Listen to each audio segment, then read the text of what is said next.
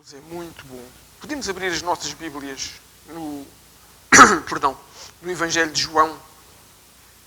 Temos muitos Joões aqui na igreja. 1, 2, 3. Capítulo 3, verso 16 e 17.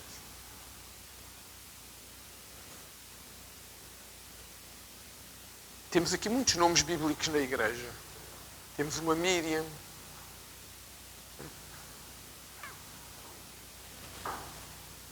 Então diz lá assim no Evangelho de João, capítulo 3, no verso 16 e 17. São versos muito conhecidos.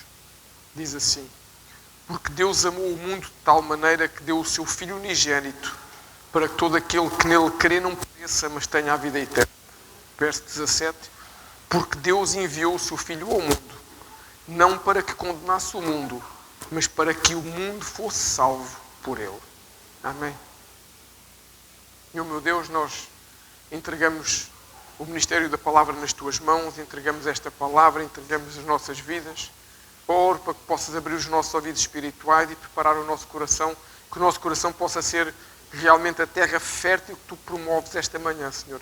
Para que esta palavra ganhe vida em cada um de nós, para que esta palavra possa germinar, possa trazer entendimento, transformação e um posicionamento diferente diante de ti, meu Deus. É o que eu oro no nome de Santo Jesus e para a glória do Deus Todo-Poderoso. Amém. E amém. Jesus é o nosso modelo de vida. Amém. Jesus é a nossa referência. Jesus é o nosso Senhor. Pode haver, há inúmeros, vamos falar de homens e mulheres cristãs ou cristãos conhecidos no mundo todo. Uns já faleceram, talvez o mais conhecido fosse o Billy Graham, mas temos outros anteriores, o Spurgeon, vários, Wesley, homens conceituados, mulheres que entregaram a sua vida a Deus de uma forma completa. Mas por muito bom que qualquer um deles seja, nada se compara a Jesus. Jesus é a nossa referência, Jesus é o nosso modelo. E aqui neste verso vemos que o Senhor enviou Jesus. Porquê é que Deus enviou Jesus? Diz lá no verso 16, para que todo o que nele crê não pereça ou não morra, mas tenha a vida eterna. Pergunta, Jesus veio para condenar alguém? Porque às vezes o mundo nos diz, quando a gente diz é pecado roubar, é pecado mentir, é pecado matar. Lá estão vocês a julgar. A gente não está a julgar ninguém. A gente está a dizer uma coisa que está escrita. É pecado. É a mesma coisa que eu dizer assim: quem anda à chuva molha-se. Eu estou a declarar mal a alguém? Não. Se a gente anda à chuva molha-se. Se a gente for à praia sem protetor solar, o que é que acontece? Apanhamos um escaldão. Não estamos a julgar ninguém, nem a condenar ninguém. Estamos a constatar factos. E Jesus não veio para condenar ninguém. Aliás, no verso 17 diz que Jesus veio para que o mundo fosse salvo. Agora pensa assim, imagina que eu dizia algo para vocês assim, para qualquer um de vocês: não te mexas que eu vou salvar-te. Qual era a pergunta que tu fazias a seguir? Mas vais-me salvar de quê? Está aqui alguma mosca para me atacar? Está alguma cobra para me atacar? É uma pergunta inevitável, não é? Que a gente faria. Então eu agora pergunto para cada um de nós: de que é que Jesus vai salvar o mundo? Diz lá no verso 17. Calhar a gente na nossa mente pensa assim: Jesus vai salvar o mundo do pecado. Não. O pecado continua aí fora. O pecado continua à porta. Está bem vivo, cada vez mais real. Pensa nisto. O que é que Jesus vai salvar? Daqui a um pouquinho a gente chega lá. Daqui a um pouquinho a gente vai voltar lá. Deixa-me fazer uma outra pergunta. O que é redenção? Hoje vamos falar sobre redenção. Nós ministramos esta palavra o ano passado, no dia 12 de janeiro de 2025. O Senhor tinha falado que tínhamos que trazer essa palavra e no domingo seguinte uma outra palavra. Já estava praticamente preparada. Na verdade, no dia 12, ao sair da igreja, eu tive um AVC, fui para o hospital e a outra palavra nunca mais chegou. E mesmo com a graça de Deus, no primeiro domingo de março estive aqui sentado a pregar, ainda estava sentado, não conseguia estar de pé. E o que o Senhor foi sempre dizendo era para aguentar a palavra seguinte.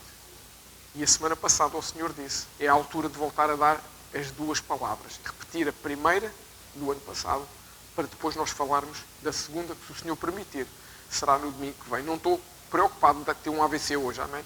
Não. O Senhor dá, a gente acredita no que Deus fala connosco. Não estou traumatizado. Já passou, penso muito nisso, mas não estou traumatizado. Mas redenção, Hoje vamos falar sobre redenção. Porquê é que é importante nós percebermos o que é redenção? Porque nós seamos, porque Jesus nos redimiu. Mas nós temos que perceber bem isto para perceber porque é que Jesus veio salvar o mundo. Normalmente, quando nós falamos de redenção, nós só pensamos exatamente em perdão dos pecados, a vida eterna, a salvação, etc. Isto são aspectos da redenção reais e palpáveis. Mas redenção é muito mais. A redenção que vem escrita na Bíblia, a redenção que tem um contexto sociocultural judaico, amém?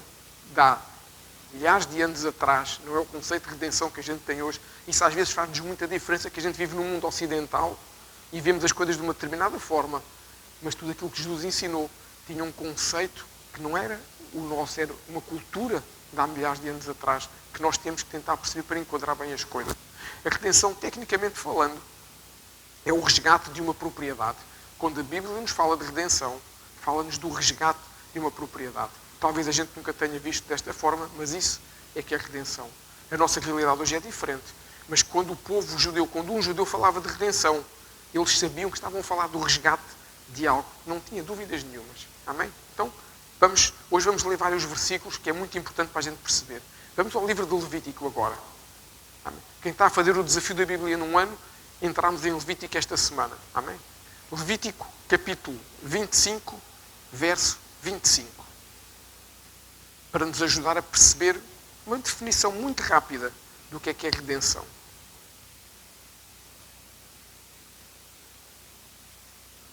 Estamos lá. É o terceiro livro da Bíblia, Levítico, capítulo 25, verso 25, diz assim: Quando teu irmão empobrecer e vender alguma parte da sua possessão, então virá o seu resgatador, seu parente, atenção, seu parente, e resgatará o que vendeu seu irmão.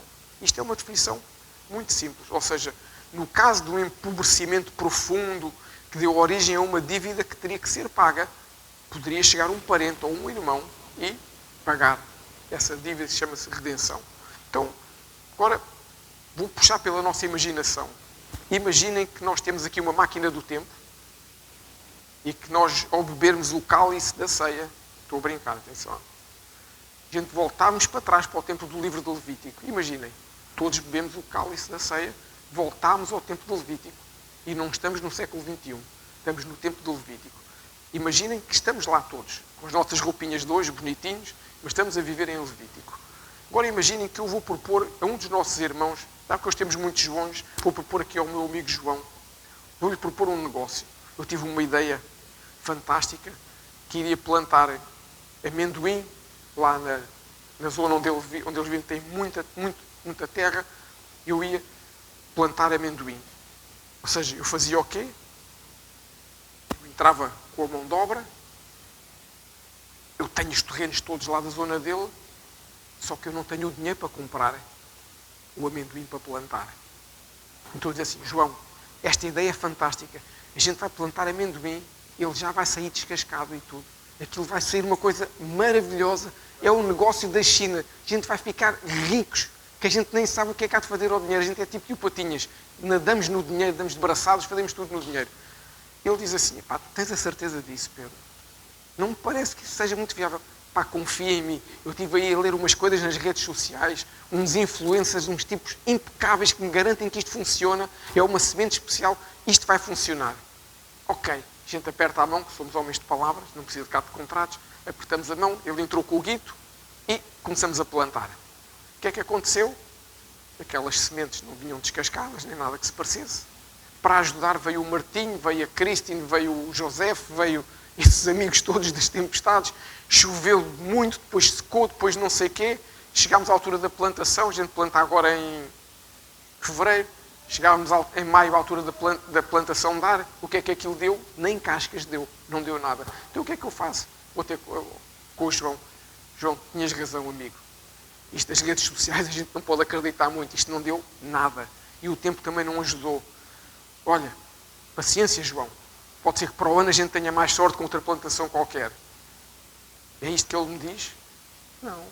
Ele diz-me assim, eu avisei-te que isto não ia correr bem, mas confiei em ti que és um homem de palavra. Agora passa para cá o guito. Os milhões com que eu entrei aqui, para a gente fazer aqui uma plantação brutal, agora preciso desse dinheirinho de volta. Eu digo assim, João, tens toda a razão, mas eu não tenho um centavo para te dar. Tudo o que eu tenho, já tinha investido também para ajudar, não tenho rigorosamente nada. Ele diz o quê? Ok, paciência, mas eu não perco nada neste negócio. Para eu reaver o meu dinheiro, eu fico com as tuas terras, e fico com as tuas casas, e fico com a tua família. E vocês passam a ser trabalhadores da minha quinta. Vocês passam a ser meus escravos. Isto era o que acontecia em Levítico. Quem não conseguia pagar. Levítico e daí para a frente, não é? Com base na lei. Então, eu, a Sandra, o João e o Isaac passámos a ser escravos da família do João. Dele, mais propriamente, ele passa a ser o nosso Senhor, o nosso dono. Lembram-se daquela história que a Bíblia nos conta daquela viúva que os credores vinham para buscar o filho que ela não tinha. Era assim que funcionava. O marido deixou dívidas, os credores vêm buscar a família. Então, quais são? O que é que pode acontecer quando nós temos uma dívida e nos tornamos escravos de alguém? Estamos em Levítico. De acordo com as leis na altura, eu tinha algumas possibilidades de escapar a esta prisão, a esta escravidão. Vou-te mostrar quais são. Vamos ao livro de Êxodo. No capítulo 21, verso 2. Eu tinha 3 hipóteses de me salvar desta escravidão. A primeira delas está lá no livro de Êxodo, no capítulo 21, no verso 2. Diz assim: se comprares um servo hebreu, 6 anos servirá, mas ao 7º sairá livre, de graça. Ok, eu não sou hebreu, eu nasci em Lisboa, nasci na freguesia do Alto São João, não sou hebreu.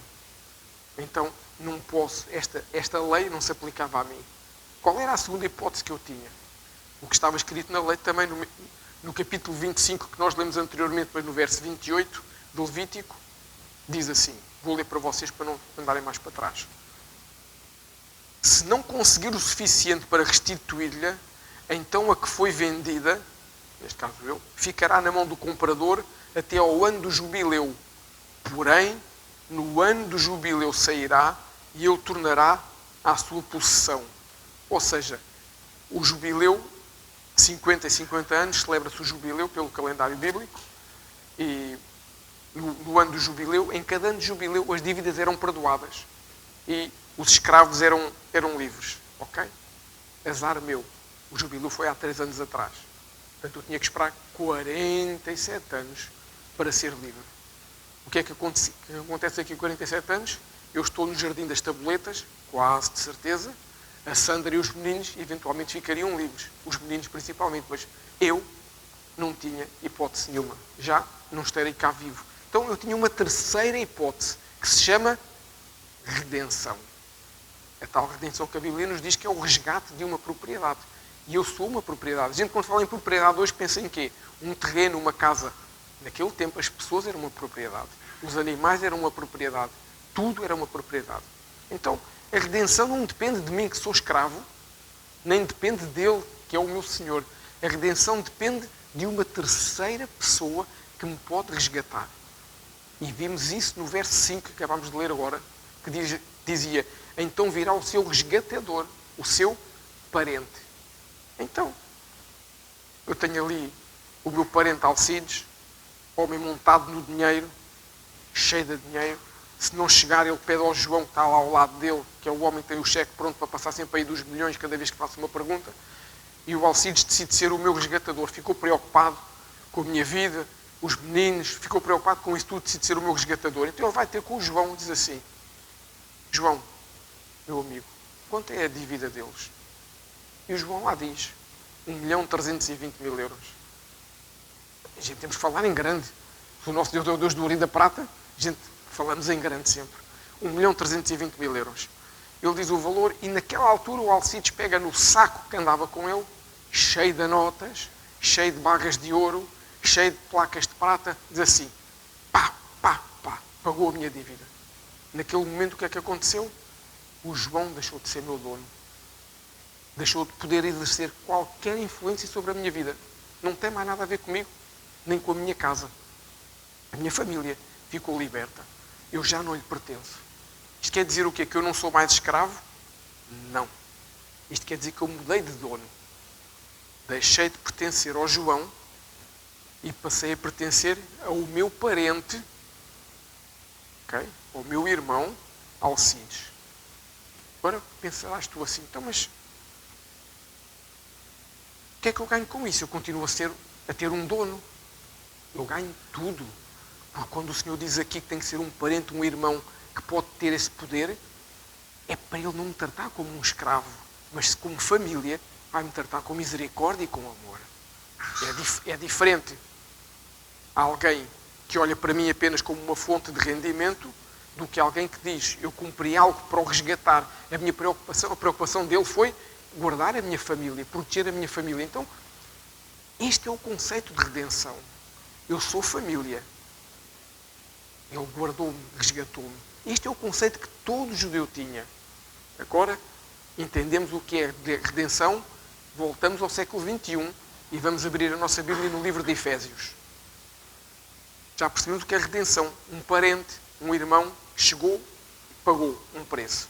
Efésios capítulo 1, verso 7. Vamos falar de alguém muito importante no livro de Efésios. Diz-nos assim, no verso 7 do capítulo 1. Em quem, Jesus, temos a redenção pelo seu sangue, a remissão das ofensas, segundo as riquezas da sua graça.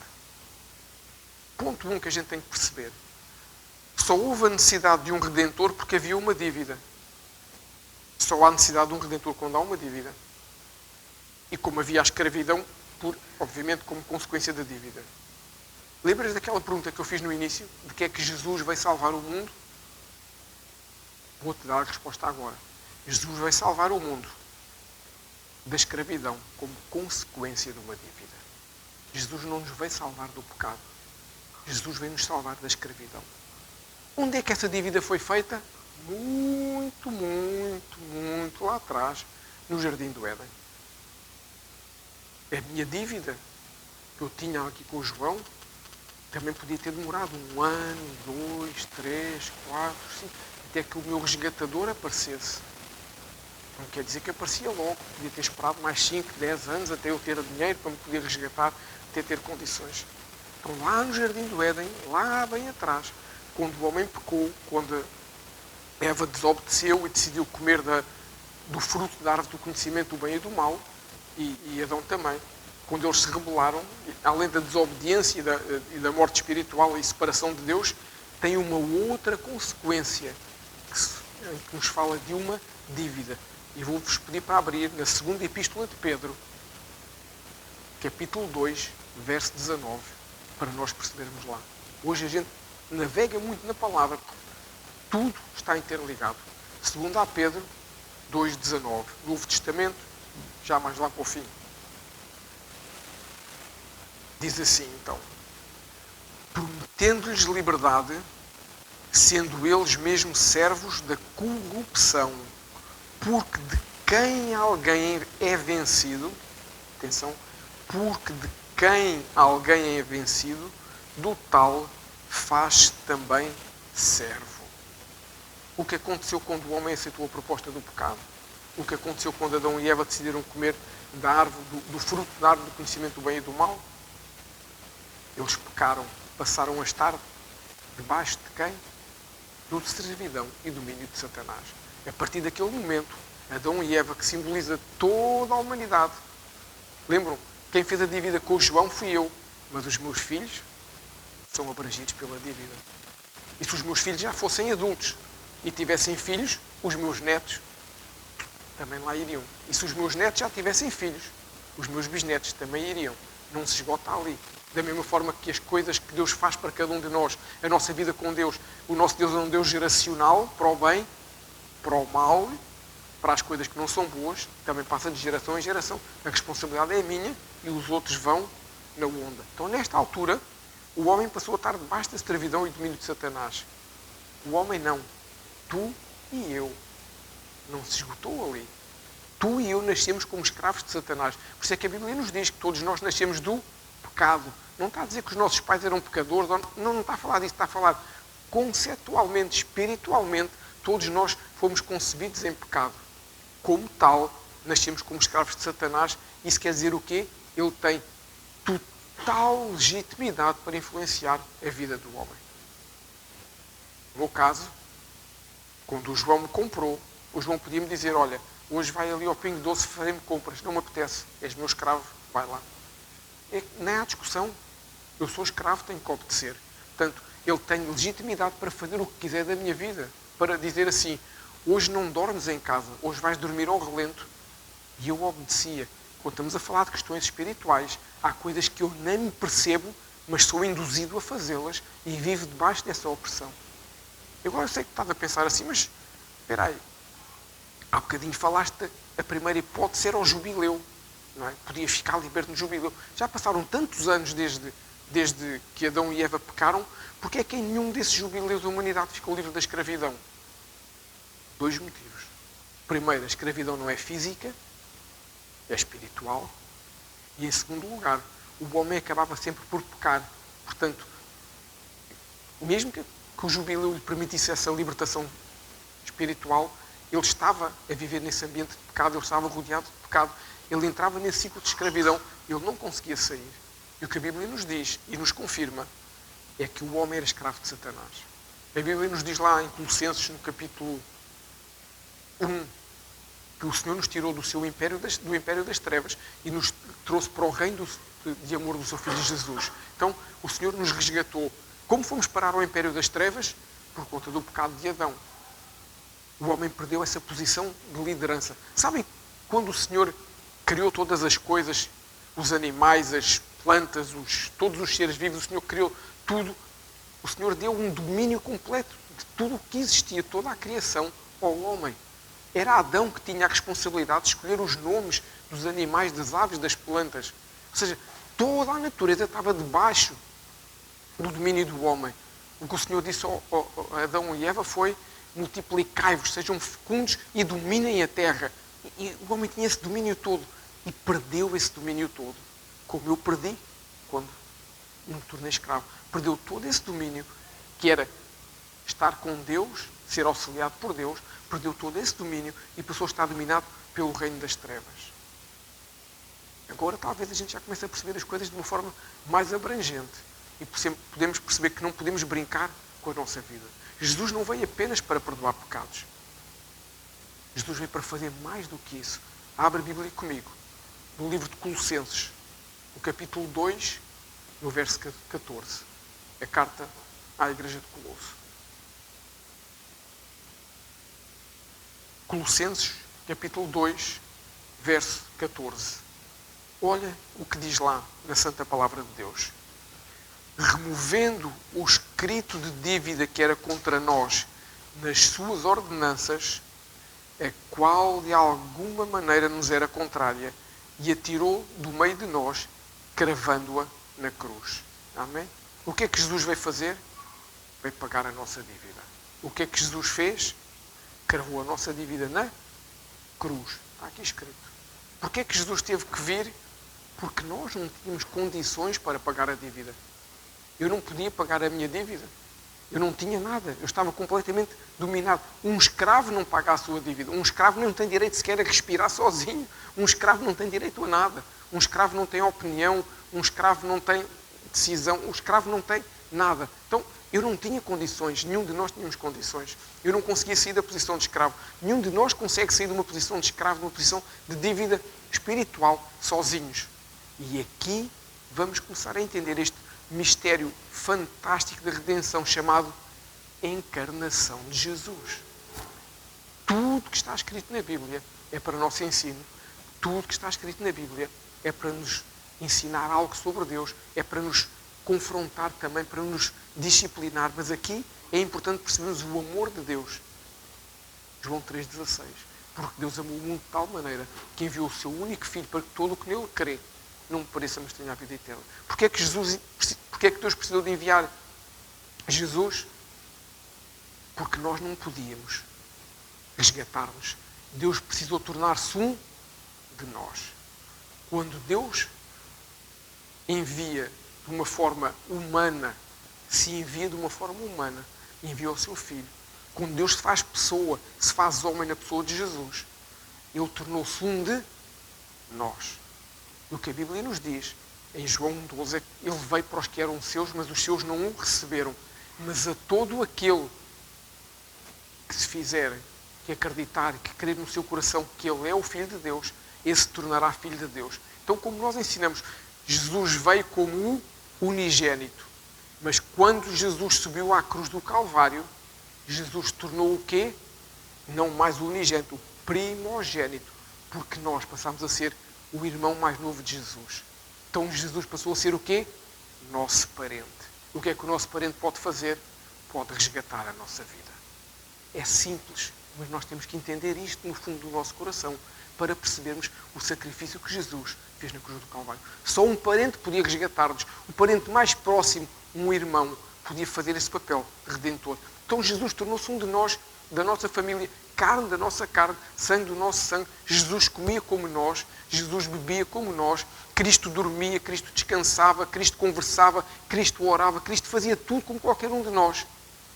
No entanto, é Deus sob a forma humana. E ao fazer isso, ao acontecer dessa forma, Jesus pôde pagar a nossa dívida. A dívida que eu tinha e a dívida que cada um de nós tinha. Desde o tempo do nosso avô Adão. Como é que o Senhor fez isso? Vamos lá ver, mais uma vez, no livro de Colossenses, capítulo 2, verso 15. Vamos ver o que aconteceu quando Jesus pagou a dívida. Qual a consequência disso? Colossenses 2, no verso 15. Diz assim: e despojando os principados e potestades, estamos a falar do que é espiritual, das forças do mal, não é? Os expôs publicamente e deles triunfou em si mesmo. Jesus triunfou sobre os potestades e os principados. A obra da cruz é uma vitória esmagadora sobre as trevas. É que não há discussão. O diabo se calhar pensou que... o diabo tentou desde o dia em que Jesus nasceu aniquilá-lo, não é? Tentaram matar os meninos todos. Jesus, os seus pais fugiram com ele para o preservar. O diabo tentou colocá-lo na cruz pensando que assim aquilo acabava mal. Ele sabia que estava a ser parceiro do plano de redenção de Deus para a humanidade e tudo o que ele fazia estava de acordo com os planos de Deus. Ele não é inteligente a esse ponto, não percebeu o que estava a acontecer. Então, é uma vitória esmagadora sobre as trevas. É tão esmagadora, como eu costumo dizer, meio a brincar, mas meio a sério, que é muito verdade. Todos nós temos as chaves da nossa casa, mas o diabo não tem as chaves da casa dele. Porque o que a Bíblia nos diz é que o Senhor Jesus, nos 3 dias, enquanto não ressuscitou, foi ao inferno e trouxe lá as chaves do inferno e entregou na igreja. Ele tem uma casa, mas não tem as chaves da casa. O poder dele é limitado por aquilo que Deus permite que ele faça. Então, é uma vitória esmagadora. E o que a Bíblia nos diz aqui é que Jesus despojou os principados e potestades. O que é que quer dizer despojar? A gente muitas vezes lê isso na Bíblia, quando eles iam para uma guerra. Eles fazem, quando vai a uma guerra, quem ganha traz os despojos de tudo o que ganha nessa guerra. Então, o exército fica com tudo o que pertencia ao que perdia. O que é que havia de valor nas mãos dos principados e potestades que Jesus pudesse ter interesse? Nas nossas vidas. Nós estávamos nas mãos deles e Jesus tinha esse interesse. Jesus não quis só aniquilar o seu poder, Jesus não quis aniquilar o poder do diabo, Jesus quis puxar as nossas vidas e dizer: a partir de hoje a dívida do Pedro está paga. A partir de hoje a dívida do Pedro está paga. A partir de hoje ele não tem mais direito sobre ele e a partir de hoje eu vou resgatá-lo. A partir de hoje ele é meu. Eu vou trazê-lo de volta. Foi isso que Jesus fez. Jesus guardou as nossas vidas, Jesus protegeu-nos, Jesus foi buscar-nos para garantir que nada de mal nos acontecia, para ficarmos mais não como escravos, mas sim como homens livres e libertos. Foi isso que o Senhor Jesus fez. No momento em que Jesus paga a nossa dívida, o domínio de Satanás sobre nós está terminado. Como diria um filme, terminou, acabou. A partir daquele momento, Satanás não tem mais poder sobre nós. A partir daquele momento, o domínio de Satanás sobre as nossas vidas foi completamente dissolvido. Por isso, nunca mais acredites quando alguém te disser que Satanás tem algum direito sobre a tua vida. Não tem. a menos que a gente lhe o dê, ele não tem esse direito. Porque Jesus foi à cruz do Calvário para nós ficarmos livres. O Senhor Jesus escolheu-nos como propriedade de Deus.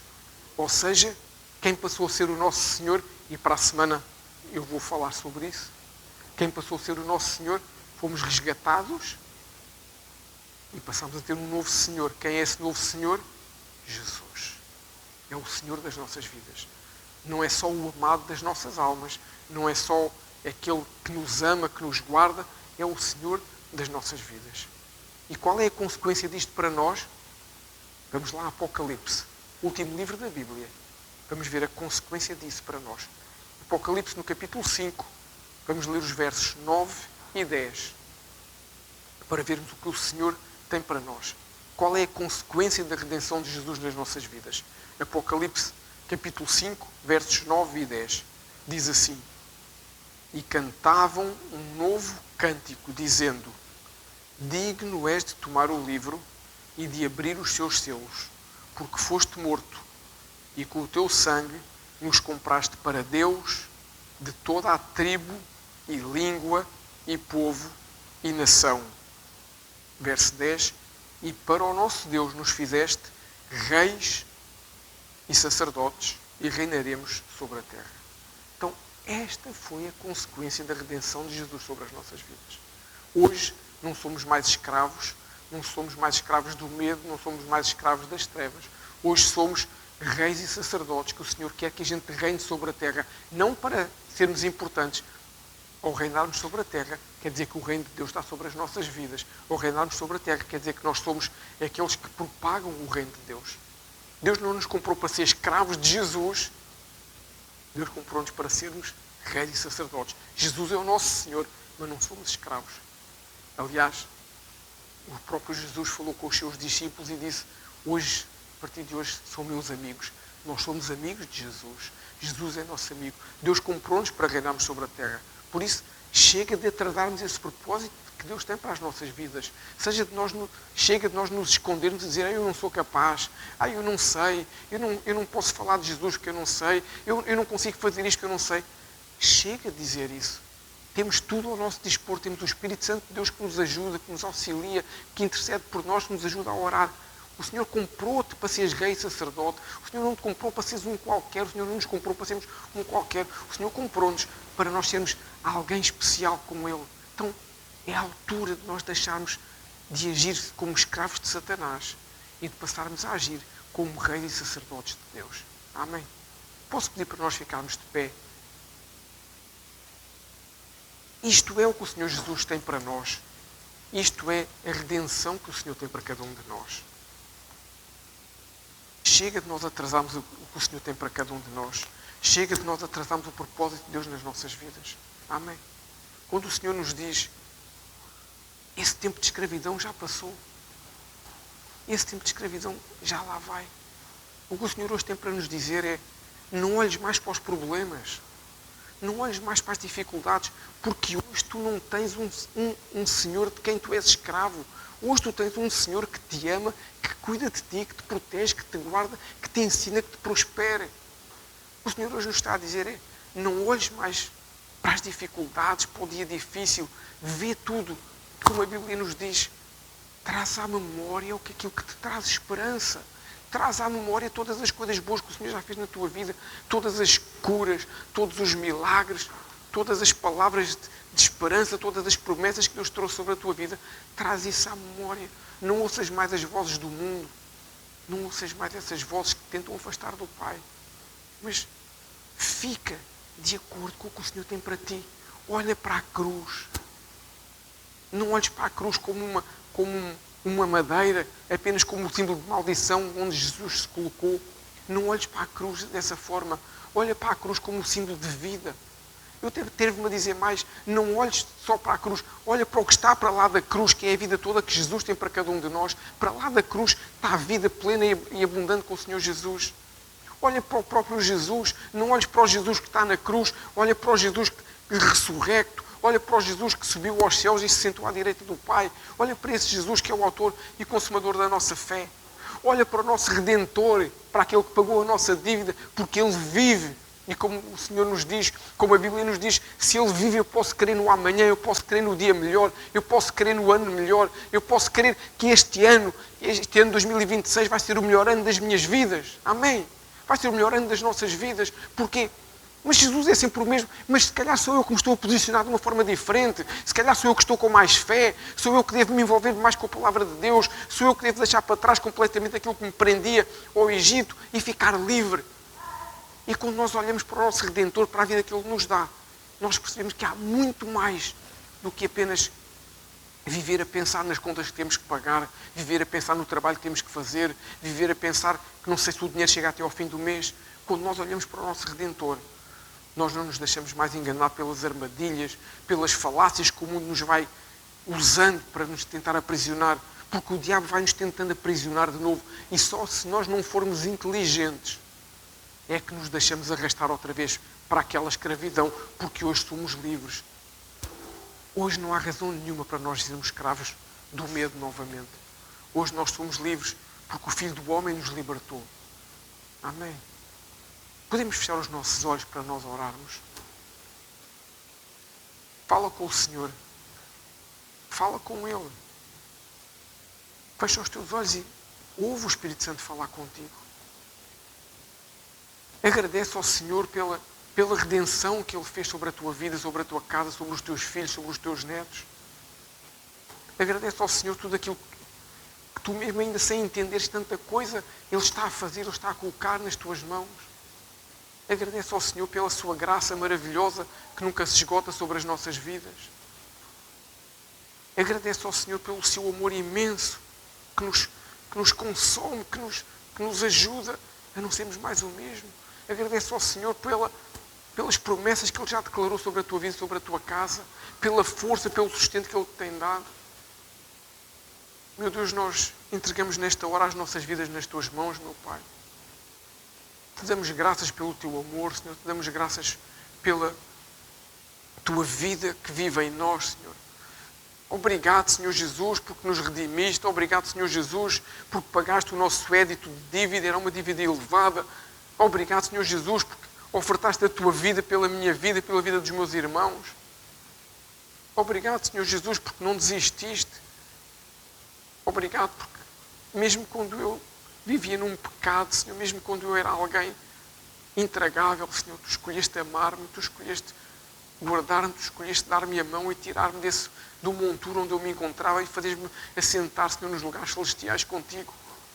Obrigado, Senhor, por tudo o que tens feito na minha vida e na minha casa.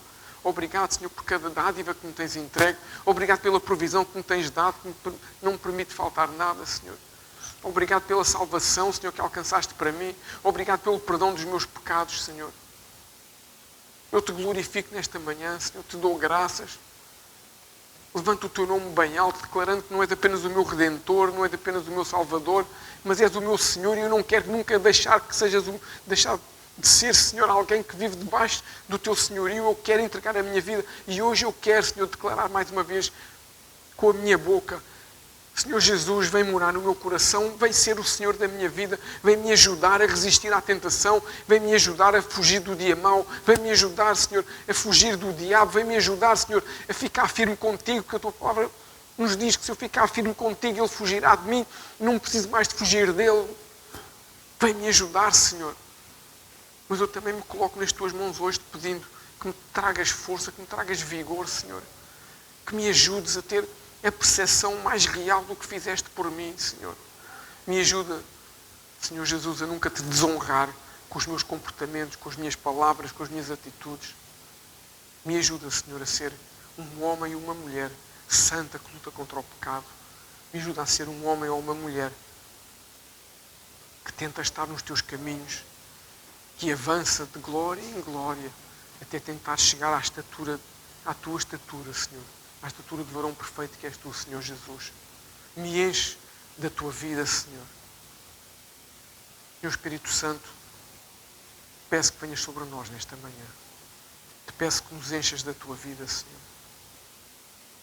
Peço que nos mostres ainda áreas onde nós não somos tão fortes, Senhor, que possas fortalecer-nos.